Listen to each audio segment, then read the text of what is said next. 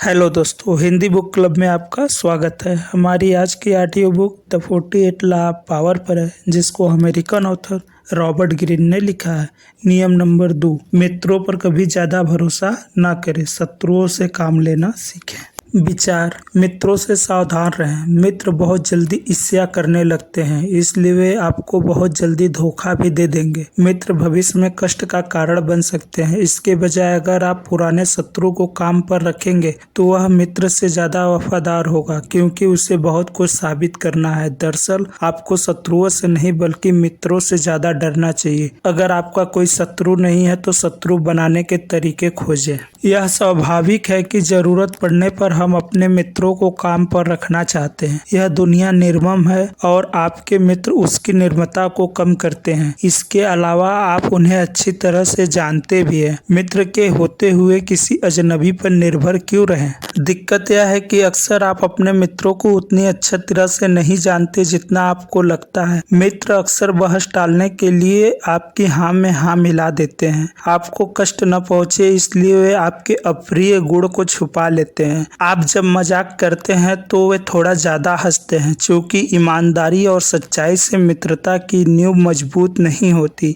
इसलिए वास्तव में आपको यह पता ही नहीं होता है कि आपके बारे में आपके मित्रों की असली भावनाएं क्या हैं। मित्र आपके मुंह पर तो ऐसे कहेंगे कि उन्हें आपकी कविता बहुत अच्छी लगती है, आपका गाना बजाना बेहद पसंद है, आपके कपड़े का चयन बहुत सुंदर लगता है। हो सकता है वे सचमुच आपकी तारीफ कर रहे हो, लेकिन प्रायः ऐसा नहीं होता है। जब आप अपने किसी मित्र को नौकरी पर रखने का फैसला लेते हैं तो आपके सामने वे गुण धीरे धीरे आते हैं जिन्हें उन्होंने अब तक छिपा कर रखा था। अजीब बात यह है कि आपकी उदारता के इस काम से संबंधों का संतुलन बिगड़ जाता है। सभी लोग यह महसूस करना चाहते हैं कि उन्हें यह अवसर अपने दम पर मिला है, इसलिए आपका एहसान उन्हें बोझ की तरह लगता है। वे जानते हैं कि उन्हें योग्यता के कारण नहीं बल्कि मित्रता के कारण नौकरी मिली है। मित्रों को नौकरी देने में यह एहसान छुपा होता है, जिससे वे मन ही मन परेशान हो जाते हैं। मित्रों का प्रयोग करने या उन्हें नौकरी पर रखने में समस्या यह है कि इससे आपकी शक्ति निश्चित रूप से सीमित हो जाएगी। बहुत कम मामलों में ऐसा होता है कि मित्र किसी काम के लिए सबसे योग्य व्यक्ति हो और आपकी मदद करने में सबसे ज्यादा सक्षम हो। अंतिम विश्लेषण में योग्यता और क्षमता मित्रतापूर्ण भावनाओं से ज्यादा महत्वपूर्ण होती है। कामकाज के सभी स्थितियों के बीच थोड़ी दूरी होनी चाहिए। आप मित्र बनाने के नहीं बल्कि कोई काम कराने की कोशिश कर रहे हैं, और मित्रता चाहे सच्ची हो या झूठी इस तथ्य को ढक लेती है। शक्ति की कुंजी यह है कि आप में यह मूल्यांकन करने की क्षमता होनी चाहिए कि आपको सबसे ज्यादा फायदा कौन पहुंचा सकता है। दूसरी ओर आपके शत्रु ऐसे सोने की अनछुई खान है जिसका दोहन करना आपको सीखना चाहिए। नेपोलियन का विदेश मंत्री टैलीरेट 1807 में इस निष्कर्ष पर पहुंचा था कि नेपोलियन फ्रांस को बर्बादी के रास्ते पर ले जा रहा है, इसलिए उसके खिलाफ विद्रोह चाहिए। टैलीरेट सम्राट करना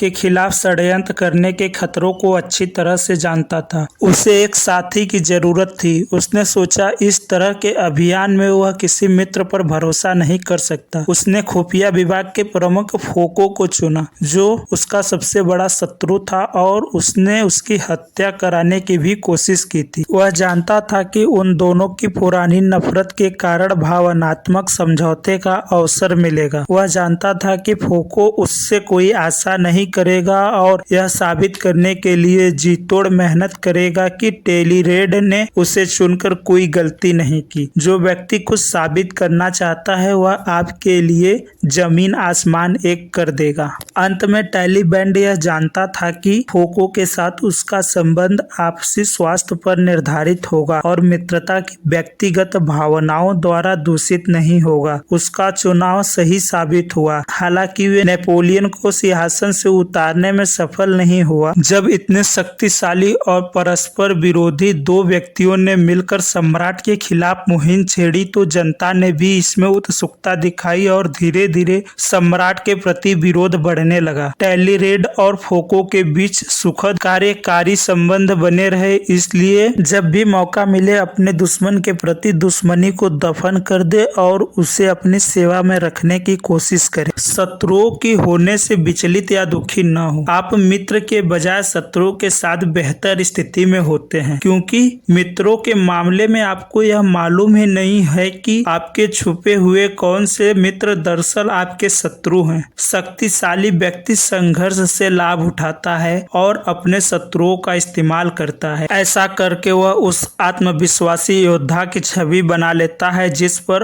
अनिश्चितता के समय विश्वास किया जा सकता है। विशेषज्ञ की राय।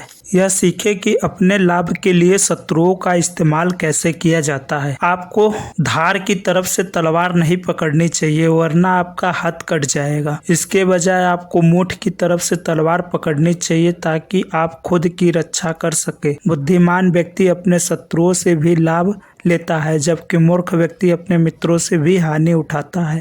थैंक यू दोस्तों, आई होप ये वीडियो आपको अच्छी लगी होगी। अगर आपने अब तक हमारे चैनल को सब्सक्राइब नहीं किया है तो जल्द से जल्द चैनल को सब्सक्राइब करके बेल आइकन दबाना ना भूलें। मैं बहुत जल्द आपसे मिलता हूँ नियम नंबर 3 में। तब तक के लिए जय हिंद, जय भारत।